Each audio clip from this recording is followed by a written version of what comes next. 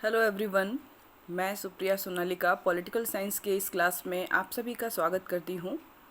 आज का जो हमारा क्लास है पीजी सेमेस्टर 1 के स्टूडेंट्स के लिए है और उनके कोर्स में का जो पेपर 4 है उसके अंतर्गत एक बहुत ही महत्वपूर्ण टॉपिक हमें डिस्कस करना है, वो है महात्मा गांधी।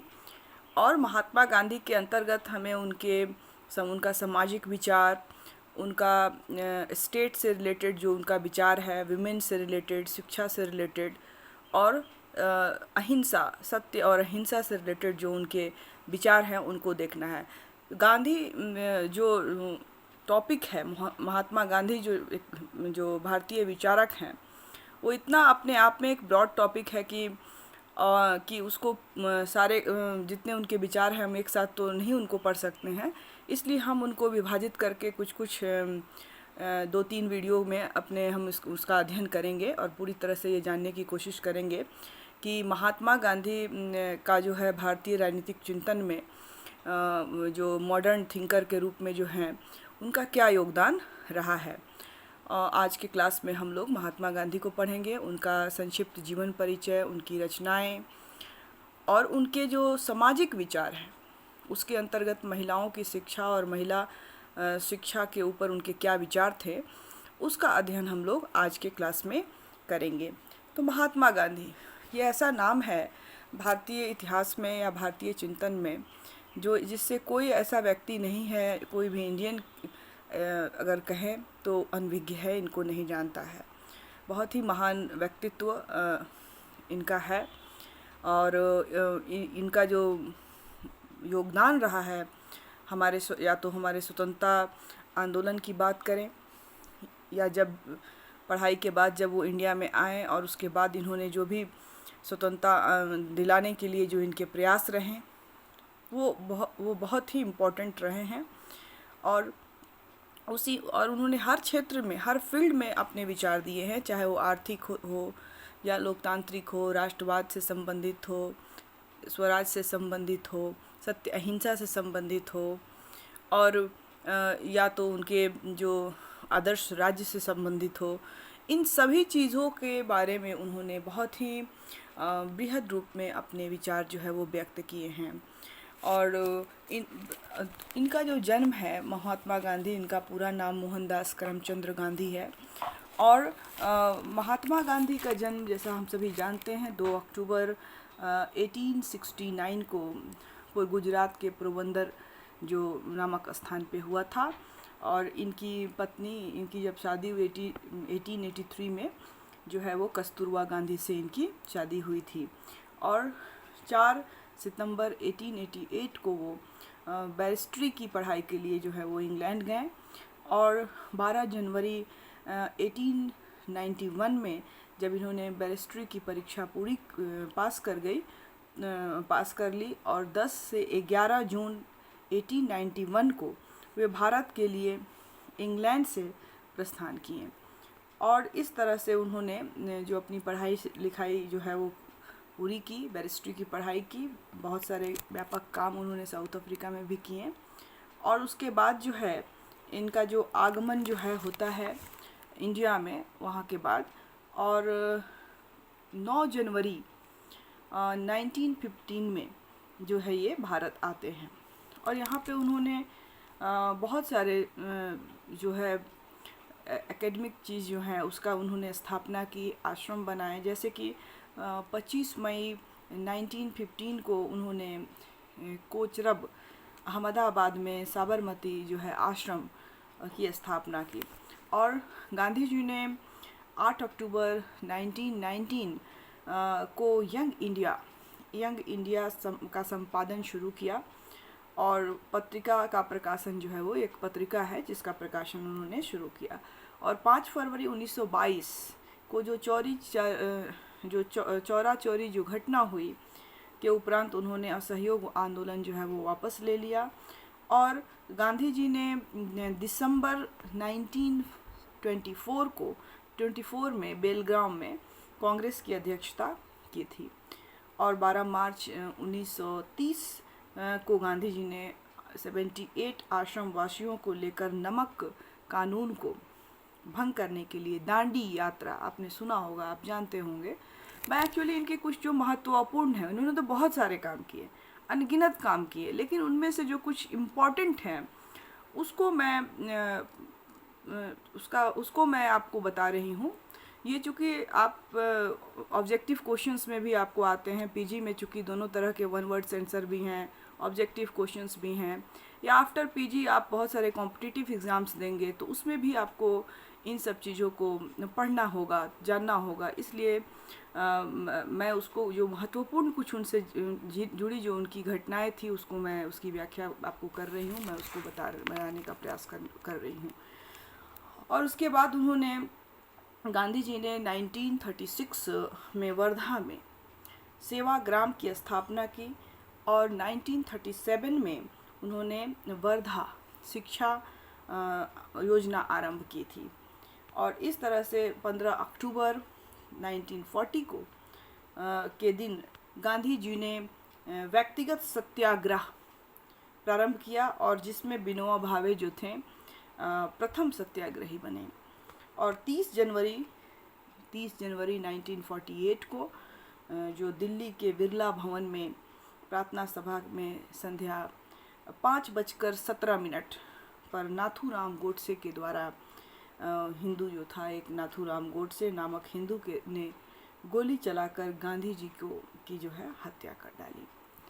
और इस तरह से इनके मृत्यु के पश्चात बहुत सारे विचारकों ने इनके बारे में कुछ जो कहा है उसको भी हम डिस्कस करेंगे कि इनको कहा गया है। तो सर क्रिप्स ने कहा था कि महात्मा गांधी से बढ़कर हमारे समय में आध्यात्मिक नेता पैदा नहीं हुए हैं। बहुत बड़े आध्यात्मिक गुरु, आध्यात्मिक नेता के रूप में उन्होंने इनकी की। और डॉक्टर एस जोन्स ने कहा कि गांधी मृत्यु के पश्चात अपने जीवन काल से भी अधिक शक्तिशाली हो गए, मरने के बाद और भी ज़्यादा वो प्रभावशाली या शक्तिशाली हो गए। पंडित जवाहरलाल नेहरू ने कहा है कि हमारे जीवन से रोशनी छिन गई है, हर ओर अंधेरा ही अंधेरा है। उनकी मृत्यु पर उन्होंने ये बातें कही थी। और गांधी के निधन पर सरदार वल्लभ भाई पटेल ने कहा था कि गांधी शक्ति का स्तूप और राष्ट्र प्रेरणा के स्रोत हैं। शक्ति का स्तूप और राष्ट्र प्रेरणा का स्रोत थे। ऐसा व्यक्तित्व जो सभी को एकजुट करने में, बांधने में बहुत ही मतलब प्रभावशाली व्यक्तित्व, या आध्यात्मिक विचारक या उनका राजनीतिक कहें, हर क्षेत्र में, हर फील्ड में, समाज के क्षेत्र में इतने सारे काम उन्होंने किए कि मतलब उनके बारे में कुछ भी कहा जाए तो वो कम ही है। उसी प्रकार जो डॉक्टर राधा कृष्णन के शब्दों में जो मानव भावना से जो भी उद्यत हैं वह उनको हमारे समक्ष प्रस्तुत करते हैं। और उन्होंने मानवीय प्रयासों के शाश्वत महत्व के प्रति अपने विश्वास के द्वारा मानव अस्मिता को प्रकाशित किया है। और इस तरह से अमेरिकी विदेश मंत्री जॉर्ज मार्शल के शब्दों में गांधी समस्त मानवीय चेतना के प्रवक्ता हैं, उन्होंने कहा। और इस तरह से गांधी के कुछ आलोचक भी रहे हैं, जैसे कि CEM जोड़ ने कहा कि गांधी 1/3 राजनीतिज्ञ और 1/3 महात्मा और 1/3 जो है वो मनुष्य हैं। तो इस तरह से विभिन्न विद्वानों ने, विचारकों ने, उस समय के नेताओं ने उनके मृत्यु के पश्चात उनके बारे में ये सब कहा। और जो महात्मा गांधी हैं वो उनका जो योगदान रहा है भारतीय स्वतंत्रता में अगर कहें, या जो भी परिवर्तन समाज में उस समय करने में रहा हो, चाहे समाज को संगठित करने के क्षेत्र में हो, एक मानववादी रूप में उन्होंने जिस तरह से दलितों के मसीहा बनकर महिलाओं की शिक्षा पर, या राज्य से संबंधित जो उनके विचार थे उस पर, या आर्थिक विचार उनके जो थे, इन सब पर उन्होंने बहुत ही विस्तार से जो है अपनी चिंतन, अपने विचार जो है वो दिए हैं। अब ये तो कुछ इनका जो था प्रारंभिक जो कुछ इनके बारे में जानकारियाँ थी वो थी। इसके बाद हम लोग इनकी जो प्रसिद्ध जो इनके द्वारा रचित जो इनकी पुस्तकें हैं, पत्र पत्रिकाएं हैं, उनको हम जानेंगे कि वो क्या है। तो गांधी जी की जो रचनाएं हैं उसमें पुस्तकों में इन्होंने बहुत सारी पुस्तकें लिखी, जिसमें पहला है खादी, उसके बाद सत्याग्रह, सर्वोदय, सत्याग्रह, गीता बोध, ग्राम सेवा, आत्मशुद्धि, राष्ट्रवाणी, हिंद स्वराज और मेरे सत्य के साथ मेरे सत्य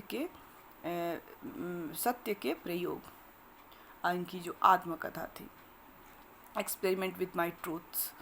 और जो साप्ताहिक पत्र थे, पत्र इन्होंने इनके द्वारा जो प्रकाशित किए गए, उसमें से है इंडियन ओपिनियन पहला है, उसके बाद यंग इंडिया है, हरिजन, उसके बाद हरिजन सेवक हिंदी में है, और नवजीवन।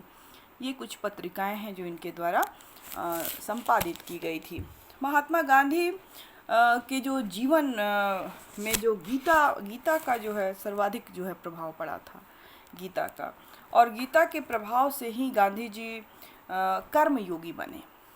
काम करना है, कर्म करना है, इस पर जो उनके अंदर जो ये मोटिवेशन आया वो गीता के ज्ञान से ही आया था। और गांधी ने खुद भी कहा था कि जब भी मुझे निराशा होती है तब गीता ही मेरा सहारा है। गांधी जी ने गीता को एक निर्दोष पूर्ण आचार संहिता माना है। और जो पतंजलि का योग शास्त्र है, रामायण, महाभारत, जैन एवं बौद्ध जो धर्म ग्रंथ साहित्य सब हैं, उसका भी प्रभाव गांधी पर पड़ा था। और सत्य एवं अहिंसा, जो सत्य और अहिंसा का पाठ उन्होंने इन्हीं धर्म ग्रंथों से लिया था, एक्सेप्ट किया था अपने लाइफ में, कि सत्य और अहिंसा को अपने जीवन में उतारा था उन्होंने। और उपनिषद के प्रभाव के कारण उन्होंने अपरिग्रह में उनकी आस्था जो है वो बढ़ी थी।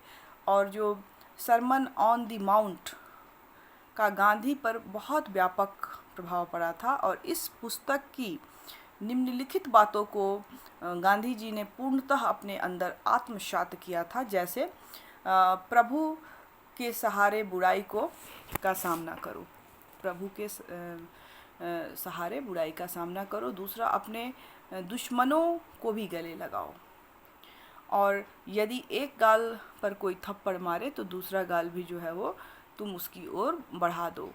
और जो अपने को बुरा भला कहने वाले का भी जो है वो शुभ चिंतन करो। ठीक है, आपको जो बुरा भला भी कहता है तो उसके बारे में गलत मत सोचिए, उसके बारे में अच्छा सोचिए। और जो तुम्हें कष्ट पहुंचाए और तुम पर दया न रखे उसका भी भला करो और उसके लिए भी प्रार्थना करो। और यदि शत्रु भूखा हो तो उसे रोटी दो, और यदि प्यासा हो तो उसे पानी दो। तो ये उनके जो विचार थे, जो उन्होंने सरमन ऑन द माउंट और न्यू टेस्टामेंट जो पुस्तक है से गांधी जी टेस्टामेंट ने गांधी जी को सत्याग्रह के मूल के प्रति जागरूक बनाया था। और ये सब जो विचार जो उन्होंने अपने जीवन में इम्प्लीमेंट किया, लागू किया, उन्होंने कोई विचार नहीं दिया, उन्होंने जो जितनी भी चीज़ें लोगों को बताई उन्होंने अपने ऊपर उसको इम्प्लीमेंट किया। उनकी खासियत ये थी कि वो ऐसा नहीं है कि विचार दे रहे हैं कि ये लोग करें वो लोग करें, उन्होंने उन सबको करके प्रूफ करके दिखाया था, एक्सपेरिमेंट करके व्यवहारिक बना के उन सब चीज़ों को अपने अंदर आत्मसात करके उनको दिखाने का प्रयास किया था और उन चीज़ों को अपने जीवन में लागू किया था। काफ़ी अनुशासन के रूप में उसको अपने जीवन में उन्होंने इम्प्लीमेंट किया था।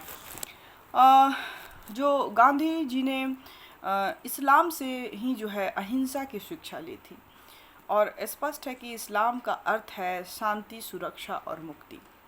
इस्लाम का अर्थ है शांति, सुरक्षा और मुक्ति।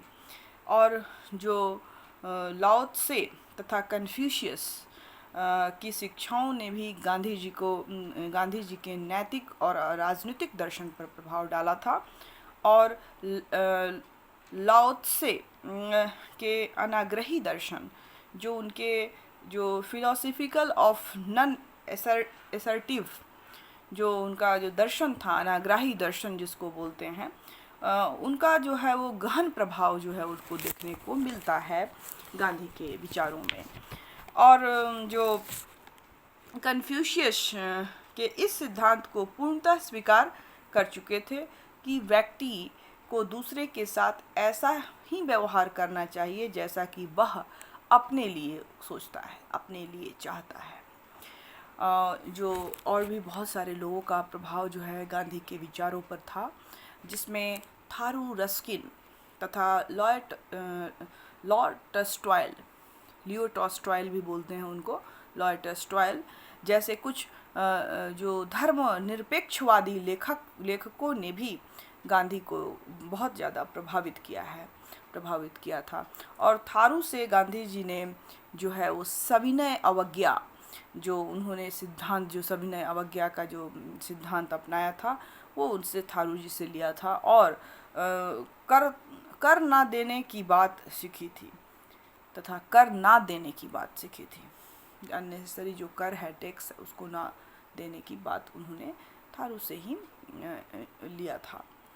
रस्किन ने उनके मन में मानवीय श्रम के प्रति आदर की भावना का संचार किया था।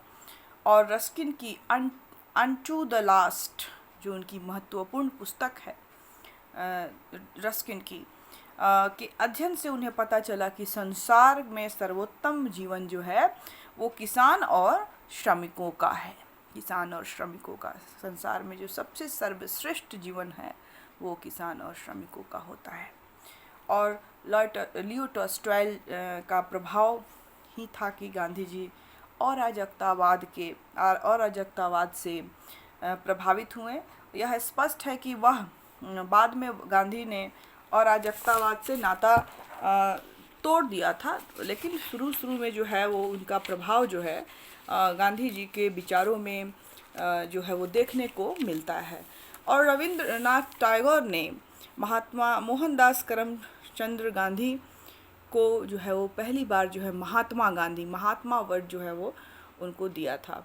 और इस तरह से जो भूदान जैसे सफलतापूर्ण आंदोलन का श्रेय जो है विनायक को जाता है, और जिसका नाम महात्मा गांधी ने विनोआ रख दिया था। और खुशहाल समाज यानी राम राज्य की स्थापना करने के लिए गांधी के द्वारा जिन सिद्धांतों का प्रतिपादन किया गया था, उसके द्वारा जिन कार्यों का संपादन किया गया था, उसे ही हम गांधीवाद के नाम से जानते हैं, जिसका हम लोग सेपरेटली अध्ययन भी करेंगे उनके आदर्श राज्य के बारे में कि वो क्या था, उसकी विशेषता क्या थी। और गांधीवाद जो है वो सत्य, अहिंसा, नैतिकता, सहिष्णुता, परमार्थ, परोपकार जैसे मानवीय और धार्मिक तत्वों पर आधारित विचारधारा और जीवन पद्धति है। और मार्क्स एवं बाकुनिन की तरह महात्मा गांधी भी अराजकतावादी हैं, जो राज्य की समाप्ति चाहते हैं। और गांधी का मानना है कि राज्य हिंसा और असत्य पर आधारित है तथा व्यक्तिगत अधिकारों का हनन होता है। इसलिए बेहतर समाज के लिए राज्य विहीनता की आवश्यकता है। अपने जीवन के प्रारंभिक काल में वह इसी तरह के समाज की स्थापना की बात उन्होंने कहा था, और इसलिए कहा भी जाता है कि गांधी जो है अराजकतावादी थे, लेकिन बाद में उन्होंने अपने ये विचार जो है उसमें कुछ परिवर्तन लाया था। और गांधी जी जो हैं पंचायती राज को सत्ता के विकेंद्रीकरण और व्यापार, राजनीतिक वैविकेंद्रीकरण और व्यापक राजनीतिक भागीदारी के लिए आवश्यक मानते थे। तो इस तरह से उनके जो विचार हैं वो हर क्षेत्र में काफ़ी ब्रॉड हैं। सत्य, अहिंसा, ईमानदारी, नैतिकता, परोपकार, सादगी, सदाचार इत्यादि मानवीय मूल्यों का राजनीति में समावेश करना चाहते थे, और राजनीति का अध्यात्मीकरण करना चाहते थे। और गांधी जो है सकारात्मक राजनीतिक सक्रियता के लिए राजनीति का आधुनिकीकरण करना चाहते थे। गांधी के राजनीतिक अध्यात्मीकरण में जातीय और सांप्रदायिक सद्भावना को भी देखते थे। तो इस तरह से उन्होंने जो गांधी का जो राज है, गांधी के जो विचार हैं, वो काफ़ी ब्रॉड रहे हैं। तो मैंने अभी कुछ उनके विचारों के बारे में चर्चा की। हम इसके बाद हम लोग जो उनके जो स्पेशली जो आज के क्लास में हम लोग फोकस करेंगे उनका सामाजिक जो विचार था, क्योंकि उनके हर क्षेत्र में विकास काफ़ी ब्रॉड हैं, जिनका हम वन बाय वन अपने सिलेबस के अनुसार डिस्कशन करेंगे। आज हम लोग उनका जो सामाजिक चिंतन था और उसमें महिलाओं और उनकी शिक्षा पर उन्होंने क्या उसको बोला है, और सामाजिक उनके थॉट्स क्या हैं, विचार क्या हैं, उनको जानने का, समझने का हम लोग जो है वो प्रयास करते हैं। तो इसमें जो है गांधी जी ने अस्पृश्यता या छुआछूत को समाज के लिए कलंक बताया था और घातक एक रोग माना है, और ना केवल स्वयं को अपितु संपूर्ण समाज को नष्ट कर देता है। उनका कहना है कि जो ये छुआछूत, जो अस्पृश्यता है, वो खुद को ही नहीं, सिर्फ संपूर्ण समाज को नष्ट कर देता है। गांधी का मानना है कि इसी अस्पृश्यता की नीति के कारण हिंदू समाज पर कई संकट आए हैं। गांधी जी कुछ बिंदुओं के इस तर्क को गलत मानते हैं कि अस्पृश्यता हिंदू धर्म का ही एक अंग है जिसे समाप्त करना असंभव है।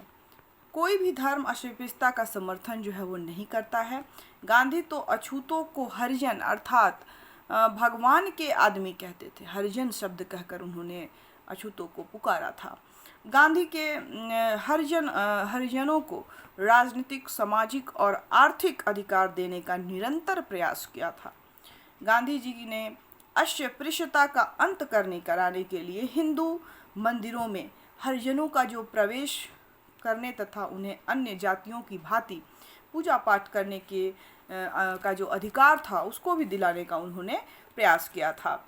और जो गांधी हैं उन्होंने अछूतों के बालकों को गोद लेकर वकालत की, और गांधी के सामाजिक विचारों में अस्पृश्यता का अंत करने संबंधी विचार जो है वो काफ़ी महत्वपूर्ण एवं सराहनीय रहा है।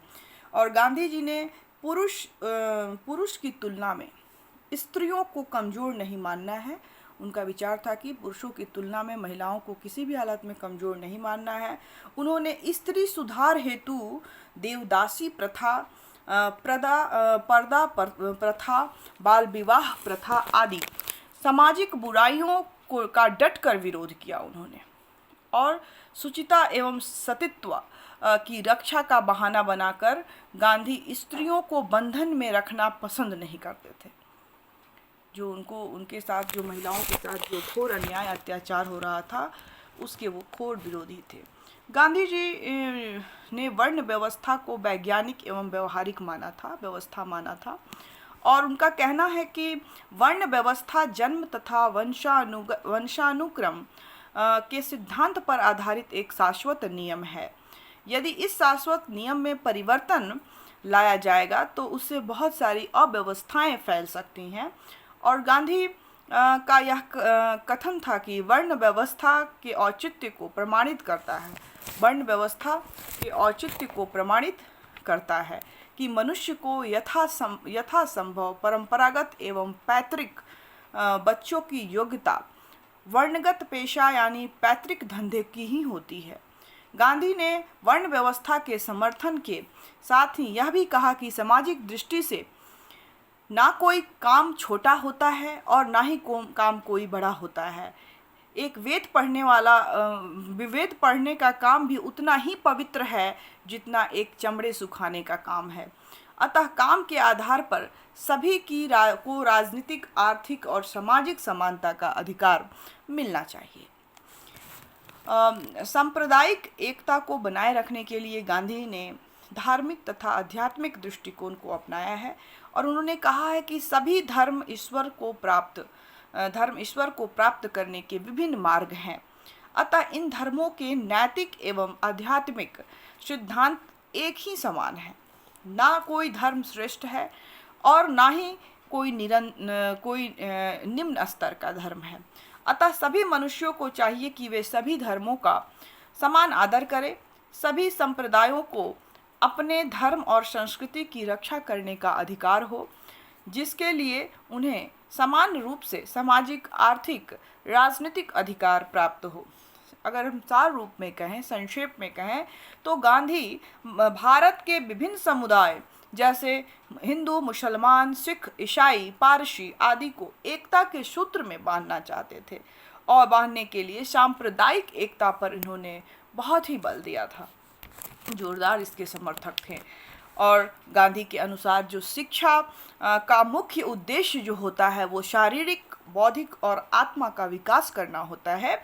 और उनका मानना है कि अंग्रेजों द्वारा जो निर्मित शिक्षा जो है वो दोषपूर्ण है, क्योंकि इसमें शरीर, बुद्धि एवं आत्मा के विकास पर ध्यान नहीं दिया गया है। इस प्रकार की शिक्षा से मौलिक चिंतन की शक्ति का विकास नहीं होता और लोग जो हैं देश की संस्कृति को नहीं समझ पाते, अर्थात देश में रहकर ही विदेशी हो जाते हैं।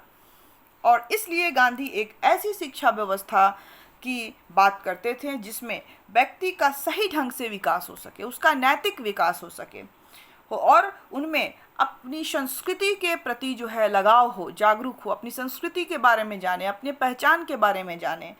और गांधी के इस प्रकार के शिक्षा योजना को बुनियादी शिक्षा का नाम दिया गया है। और बुनियादी शिक्षा की कई विशेषताएं हैं। पहली जो है वो है कि बुनियादी शिक्षा जो है वो दस्तकारी के आधार पर की जाए। दूसरी जो है सभी विषयों की शिक्षा दस्तकारी के द्वारा ही दी जाए और जिसमें पारस्परिक संबंध हो।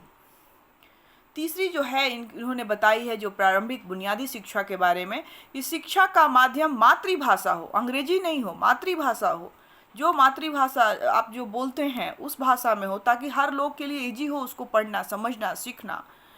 और जो चौथी जो बात उन्होंने बुनियादी शिक्षा के बारे में बताई है वह यह है कि शिक्षा के द्वारा जो है चरित्र का निर्माण हो, व्यक्ति का जो चरित्र है उसका निर्माण हो। और अगली जो उन्होंने इस बात की जो विशेषता बतलाई है बुनियादी शिक्षा की, कि जो शिक्षा स्वावलंबी हो, जिससे कि व्यक्ति जो है स्वावलंबी बने शिक्षा पाकर। और अंत में जो उन्होंने कहा है कि शिक्षा ऐसी होनी चाहिए जिससे सांप्रदायिकता जो है, जातिवाद है, धार्मिक असहिष्णुता है की भावना को कोई बढ़ावा ना मिले। इस तरह की शिक्षा व्यवस्था, बुनियादी शिक्षा ऐसी होनी चाहिए जिससे व्यक्तियों का चरित्र का निर्माण हो, उसमें आध्यात्मिक विकास हो। समाज में जो जाति, प्रथा, धर्म, संप्रदाय के नाम पर जो भेदभाव है उसको मिटाने की वकालत की है उन्होंने। और उन्होंने कहा है कि ये हमारी शिक्षा जो है वो हमारी मातृभाषा के अंतर्गत होनी चाहिए और बुनियादी शिक्षा कार्य पर आधारित होनी चाहिए, जिसमें व्यक्ति कुछ सीख सके, कुछ हुनर भी सीख सके। अपनी नैतिकता के विकास के साथ साथ वो अपने अंदर स्किल को भी डेवलप कर सके ताकि उसको जॉब मिल सके, वो काम कर सके, वो दो पैसा कमाने के लायक बन सके। तो इस तरह से उन्होंने शिक्षा के बारे में जो है वो बताया है। और गांधी जी सामाजिक जीवन में जो है वो नशाखोरी जो है कि बढ़ती प्रवृत्ति को देखकर काफ़ी दुखी हैं। उनका मानना है कि इस प्रवृत्ति ने मनुष्य के व्यक्तित्व के साथ साथ अर्थ, प्रतिष्ठा की ही हानि नहीं होती, बल्कि पूरा सामाजिक व्यवस्था जो है वो दूषित एवं विकृत होने लगता है। इसलिए उन्होंने इसका घोर विरोध किया है नशाखोरी का।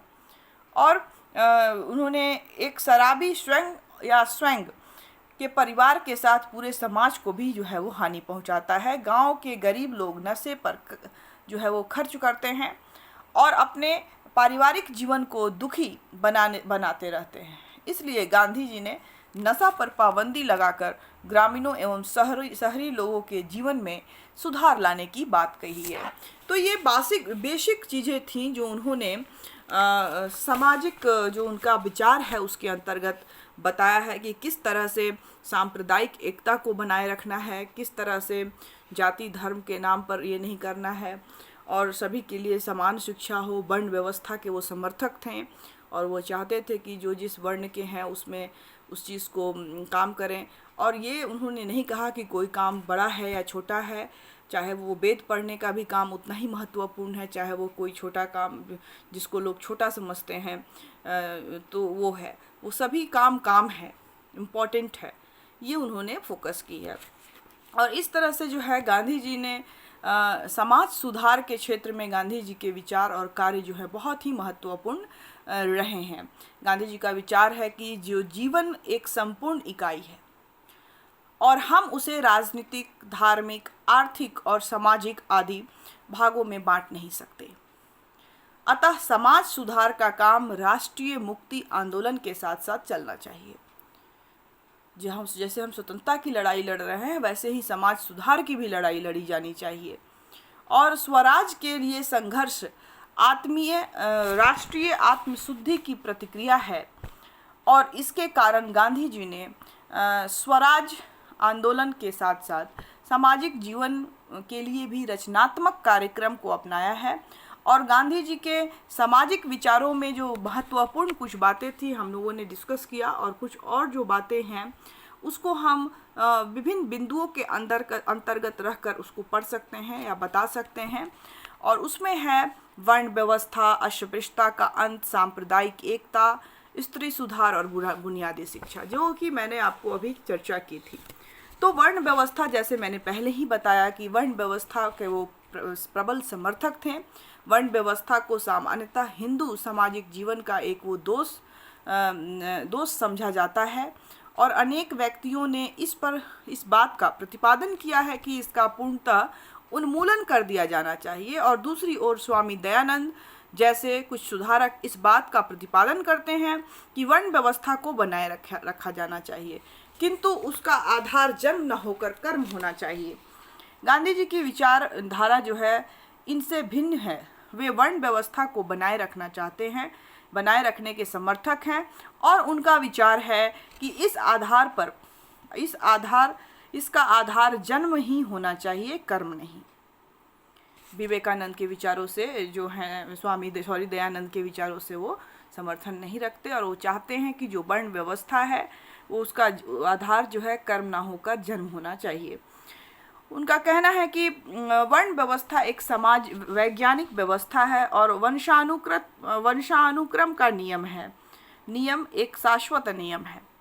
मनुष्यों के द्वारा अपना पैतृक कार्य छोड़ देने पर भारी अव्यवस्था फैल जाएगी। इस प्रकार गांधी ने जन्म के आधार पर वर्ण व्यवस्था के समर्थक थे। किंतु इसके साथ ही उनका विचार है कि सामाजिक महत्व की दृष्टि से सभी कार्य समान हैं, और किसी भी कार्य को या तो उसके करने वाले को छोटा नहीं समझा जाना चाहिए। एक सफाई कर्मचारी के कार्य भी उतने ही इम्पोर्टेंट हैं या इतने ही महत्वपूर्ण हैं जितना कि एक वैज्ञानिक के कार्य होते हैं। कार्य होता है। अतः सामाजिक, आर्थिक और राजनीतिक जीवन में सभी को समान अधिकार प्राप्त होने चाहिए। गांधी जी ने ऐसा कहा है। दूसरी जो उनके जो विचार हैं अस्पृश्यता से संबंधित, जिसकी हमने चर्चा पहले भी की है।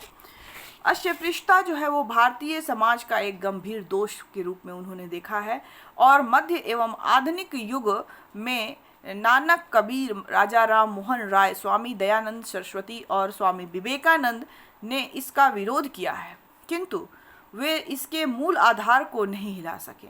गांधी जी ने अस्पृश्यता के अंत का बीड़ा उठाया और उन्होंने उसमें सफलता भी मिली। गांधी जी अस्पृश्यता को समाज के लिए एक कलंक मानते थे और उन्होंने कहा है कि यह जो रोग है एक घातक रोग है जो समस्त समाज को नष्ट कर देगा। वे अछूतों को समान सामाजिक, राजनीतिक और आर्थिक अधिकार दिलाने के पक्ष में तो थे ही, उसके साथ ही सबसे अधिक जोर इस बात पर दिए कि अछूतों को ही सवर्ण हिंदुओं के समान मंदिरों में प्रवेश करना, पूजा आराधना करने का भी जो है अधिकार जो है उनको मिलना चाहिए। उनका विचार था कि इससे अछूतों में आत्मसम्मान की भावना जागृत होगी और उनके प्रति सवर्ण हिंदुओं का दृष्टिकोण जो है वो भी बदल जाएगा अगर उन्हें वही अधिकार दिया जाता है तो। गांधी जी ने सवर्ण हिंदुओं और अछूतों के बीच विवाह संबंध तथा गोद लेने के संबंध स्थापित करने पर भी बल दिया था। अछूतों को हरिजन का सम्मान प्रद जो है नाम गांधी जी ने ही प्रदान किया था और हरिजन की स्थिति में सुधार लाने के लिए उन्होंने जितने प्रयत्न किए संभवतः उतने अन्य किसी व्यक्ति ने नहीं किए थे। इसके बाद हम लोग देखेंगे उन्होंने सांप्रदायिक एकता के बारे में क्या बताया है। तो सामाजिक क्षेत्र में गांधी जी का एक प्रमुख दर्शन जो है वो भारत के सभी संप्रदायों, हिंदू, मुस्लिम, सिख, ईसाई, पारसी को एकता के सूत्र में आबाद करना था, बांधना था। उन्होंने सांप्रदायिक एकता पर, विशेषकर हिंदू मुसलमान एकता पर बहुत जोर दिया और वे मोहम्मद जिन्ना, जो मिस्टर जिन्ना थे, के द्विराष्ट्र सिद्धांत को मानने के लिए कभी भी तैयार नहीं हुए थे। गांधी जी का कहना था कि धर्म को राष्ट्रीयता का आधार नहीं माना जा सकता। उन्होंने अंत तक भारत के विभाजन का विरोध करते रहे और जब भारत का विभाजन हो गया तो उन्होंने हिंदू मुस्लिम दंगों को रोकने का भरसक चेष्टा की। वे सभी धर्म को समान समझते थे और उन्होंने सांप्रदायिक एकता को बनाए रखने के लिए अपने प्राणों की आहुति तक दे दी। इसके बाद उन्होंने स्त्रियों के बारे में क्या बताया, सामाजिक सुधार, सामाजिक विचार के अंतर्गत स्त्रियों पर उनके क्या विचार थे। तो उन्होंने कहा, राजा राम मोहन राय के बाद स्त्री सुधार की दिशा में जो है उल्लेखनीय अगर कार्य करने वाला कोई व्यक्ति है राजा राम मोहन राय के बाद, तो वो है गांधी। उनका कहना है कि स्त्रियां किसी भी दृष्टि से पुरुषों से हीन नहीं होती और कमज़ोर नहीं होती, पुरुषों से किसी भी दृष्टि में हीन नहीं होती, कमज़ोर नहीं होती। और उनका कहना था कि उनके प्रति अन्याय और उनका अपमान जो है वो नहीं होना चाहिए। उनका कहना था कि यदि सत्य, अहिंसा, सहिष्णुता और नैतिकता आदि जीवन के सर्वोच्च गुणों की दृष्टि से विचार किया जाए तो स्त्रियों पुरुषों से भी श्रेष्ठ हैं। गांधी जी ने पर्दा प्रथा, बाल विवाह, देवदासी प्रथा आदि स्त्री जीवन से संबंधित बुराइयों का डटकर विरोध किया था और इस बात का प्रतिपादन किया कि स्त्रियों को कानून तथा व्यवहार में पुरुषों के समान अधिकार प्राप्त होने चाहिए। किंतु गांधी जी इस बात के पक्ष में नहीं थे कि स्त्रियां आर्थिक दृष्टि से स्वतंत्र होने का प्रयास करें, नहीं थे कि वो आर्थिक दृष्टि से जो स्त्रियां हैं वो भी स्वतंत्र होने का प्रयास करें, घर के बाहर पुरुषों से प्रतियोगिता करें। उनका विचार यह था कि स्त्रियों का एकमात्र और एक पूर्ण जो कार्य क्षेत्र है वो घर में ही है, क्योंकि उस समय का जैसा वातावरण था उसके अनुसार उनका दृष्टिकोण था। उनको हर तरह की स्वतंत्रता देने के पक्ष में थे, लेकिन उनका जो काम है आर्थिक स्वतंत्रता के पक्ष में नहीं थे और जो उनको जो है वो चाहते थे कि घर में ही वो रहकर जो है अच्छे ढंग से काम करें। इसके बाद हम देखेंगे कि उनकी बुनियादी शिक्षा पर उनके क्या विचार थे। तो बुनियादी शिक्षा पर उन्होंने काफ़ी ब्रॉड विचार दिया था। उन्होंने बताया था, मैंने पहले भी डिस्कस किया, कि शिक्षा के क्षेत्र में गांधी जी का महत्वपूर्ण योगदान है। उनका विचार था कि शिक्षा का उद्देश्य शरीर, मस्तिष्क और आत्मा का समन्वित विकास है और इस दृष्टि से वह अंग्रेजों द्वारा भारत में स्थापित शिक्षा पद्धति को बहुत ज़्यादा दोषपूर्ण मानते थे। उनका कहना था कि शिक्षा पद्धति युवकों का शारीरिक, बौद्धिक और आध्यात्मिक किसी भी प्रकार का विकास करने में असमर्थ है। शिक्षा का माध्यम विदेशी भाषा ना होकर विद्यार्थियों का जो है हित में होना चाहिए, राष्ट्रीय हित में होना चाहिए, राष्ट्रभाषा के रूप में, मातृभाषा के रूप में होना चाहिए। वे देश की आवश्यकताओं को दृष्टि में रखते हुए उन्होंने एक नवीन शिक्षा प्रणाली का सुझाव दिया था, जिसे हम बुनियादी शिक्षा कहते हैं, के नाम से प्रसिद्ध है। और इस शिक्षा प्रणाली की विशेषता निम्न है, उसको हम देख सकते हैं।